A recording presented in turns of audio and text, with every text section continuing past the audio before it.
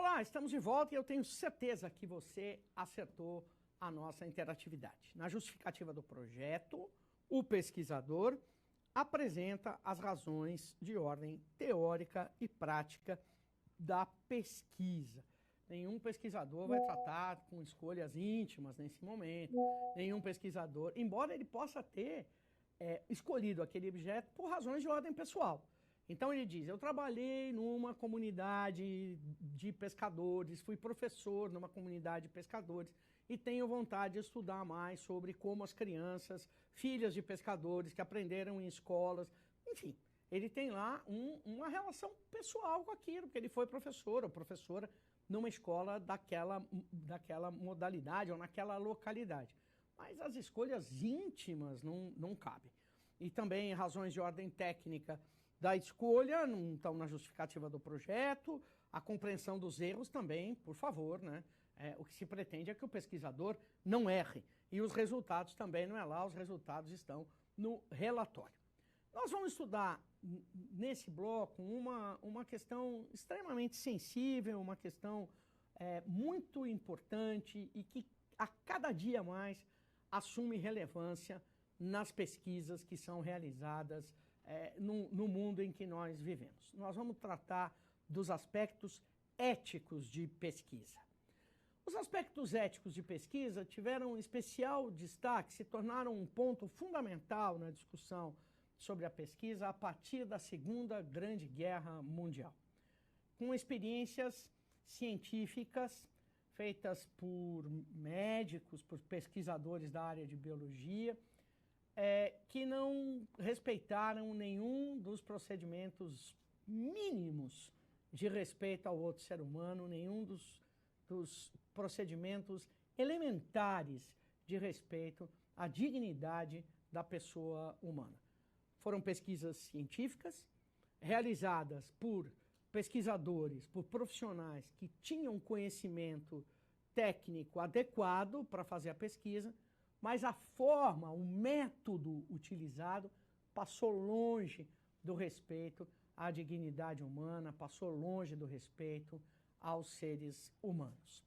Essas pesquisas foram realizadas pelos nazistas, foram realizadas por médicos e pesquisadores que eram adeptos dessa forma de governo que foi liderada por Adolf Hitler durante um período na Alemanha, entre o final da década de 1930 e a década de 1940, até quando aconteceu a guerra, a Segunda Guerra Mundial, e ela termina em 1945, e como todos vocês sabem, Adolf Hitler foi morto, estava morto ao final da guerra, provavelmente por ter cometido suicídio. Ele liderou um grupo enorme de pessoas praticantes do chamado nazismo, e entre essas estavam pesquisadores e profissionais da área da saúde que fizeram pesquisas principalmente com judeus nos campos de concentração, e pesquisas que os sobreviventes depois relataram, ou pesquisas cujos documentos, os relatórios de pesquisa, foram encontrados e foram lidos pelos norte-americanos, pelos ingleses, pelos franceses, que são países do grupo que se uniu contra os nazistas e contra os países que iniciaram a Segunda Guerra Mundial, Japão, Itália e Alemanha. Então, os países que ganharam a guerra e que depois ocuparam os campos de concentração, chegaram aos campos de concentração e libertaram as pessoas, se deram conta do resultado dessas pesquisas, ou porque encontraram vítimas dessas pesquisas, ou porque encontraram relatórios dessas pesquisas. E eles são relatos horrorosos, eles são relatos trágicos, são relatos de horrorizar cada um de nós, de levantar em cada um de nós, do mais íntimo do nosso ser, um senso de revolta, de indignação pelos seres humanos terem sido utilizados daquela forma. Nós não aceitaríamos que animais tivessem sido utilizados daquela forma, quanto mais seres humanos. Se vocês têm interesse em conhecer relatos maiores. O nosso livro-texto faz apontamentos de onde vocês podem encontrar maior detalhamento desses relatos. Para vocês terem uma ideia de métodos horríveis que foram utilizados, de o quanto os métodos foram utilizados eram horríveis, os cientistas que leram aqueles relatórios não têm coragem de utilizar o resultado daquelas pesquisas. Porque a dor daqueles seres humanos foi tão grande, a maldade que se fez com aqueles seres humanos foi tão grande, que os resultados de pesquisa estão manchados com aquela maldade, estão impregnados com aquela maldade. Os cientistas não têm coragem de utilizar esses resultados. A revista Super Interessante fez uma matéria muito importante sobre esse assunto, que talvez você também encontre nas redes sociais, no seu buscador de pesquisa. Coloca lá que você vai encontrar. Isso deu ao debate sobre a ética uma importância enorme. Aquele que participa de uma pesquisa tem que saber que aquilo é uma pesquisa, tem que concordar com a pesquisa. Há toda uma ética no tratamento, tanto na utilização de seres vivos humanos como de seres vivos animais. A Segunda Guerra Mundial motivou uma discussão intensa da ética entre os humanos. Mas o desenvolvimento da moralidade no mundo fez com que nós passássemos a ter toda uma especial atenção sobre a aplicação de métodos de pesquisa com animais. Recentemente, no Brasil, houve uma discussão enorme, até alguns protestos, como invasão de laboratórios. Você também encontra isso muito facilmente pesquisando no seu buscador de internet. Uma discussão enorme sobre o uso de animais, principalmente cachorros. O que motivou o grande debate foi a utilização dos cachorros para o desenvolvimento de produtos da área de cosméticos. Tanto que no mundo todo houve uma reviravolta no consumo. Muitas pessoas hoje estão absolutamente conscientes que só se deve utilizar produtos cosméticos, creme, shampoo, todo tipo de produto cosmético, batons, se eles não tiverem sido formulados a partir de experiências com o uso de animais. Alguns relatos nos trazem informações de que, por vezes, os animais sofrem muito com a utilização de produtos, para saber se eles dão ou não reação. Então, utiliza o produto químico de um jeito e fala, de fato, olha, faz ferida se utilizar esse produto. Então, esse produto não deve ser utilizado. Tá, mas e o animal? O animal fica com a ferida? Como é que faz? Então, o debate que começou no nazismo em relação à ética de pesquisas com humanos, hoje também é muito forte na utilização de animais.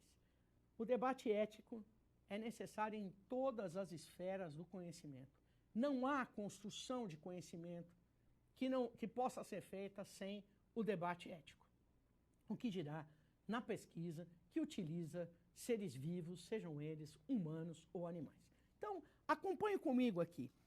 Existem episódios muito tristes da falta de ética em pesquisa, principalmente os do nazismo. Procure pesquisar mais sobre esse assunto. Os debates sobre questões éticas envolvendo pesquisa estão cada vez mais ocupando espaço na comunidade científica. Por exemplo, é correto observar pessoas sem que elas saibam que estão sendo observadas, sem que elas autorizem? É ético entrevistar pessoas alegando um motivo, quando na verdade a intenção do pesquisador é outra? É ético ministrar medicamentos sem avisar aos indivíduos quais os riscos que eles estão correndo? Essas e outras perguntas têm dominado o espaço no campo da pesquisa científica. Não, mas eu só vou ficar observando. Tá, mas perguntou se eu quero ser observado? Ah, não, eu vou observar, mas eu não vou dizer que é para uma pesquisa, eu vou dizer que eu só estou aqui parado. Sim, isso é correto? Eu vou ministrar medicamentos para esse grupo de crianças aqui da escola para saber se isso ajuda a melhorar o apetite deles. Tá, mas precisa perguntar se os pais autorizam que essa pesquisa seja feita.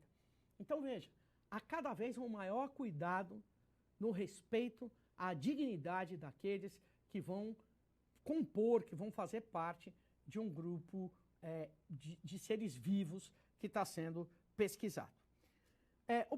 Os professores Alves e Tubino nos oferecem esse conhecimento fantástico que nos lembra que a moral pode ser definida como qualquer conjunto de regras, valores e proibições impostos pela política, pelos costumes sociais, pelas religiões ou ideologias. Isso é a moral. E aí eles nos dizem, por sua vez, a ética sempre implica em uma reflexão sobre a validade da conduta humana. Ou seja, o que você for fazer, o que você tomar por decisão fazer, envolve uma escolha ética. Não há nada que a gente faça no meio social que não envolva uma escolha ética. Aí vamos retomar lá a definição. Sobre a validade da conduta humana, ou seja, a ética é uma análise crítica das regras impostas pela moral. Quando eu vou tomar uma atitude para que ela seja ética, ela tem que estar em conformidade com a moral. Eu fiz esse teste antes de tomar a minha atitude? Eu fiz esse questionamento para mim mesmo antes de tomar a minha atitude? É isso que a ética quer saber. Se a atitude que eu vou tomar, se a decisão que eu vou tomar, se a escolha que eu fiz está em conformidade com a moral adotada por aquele grupo social.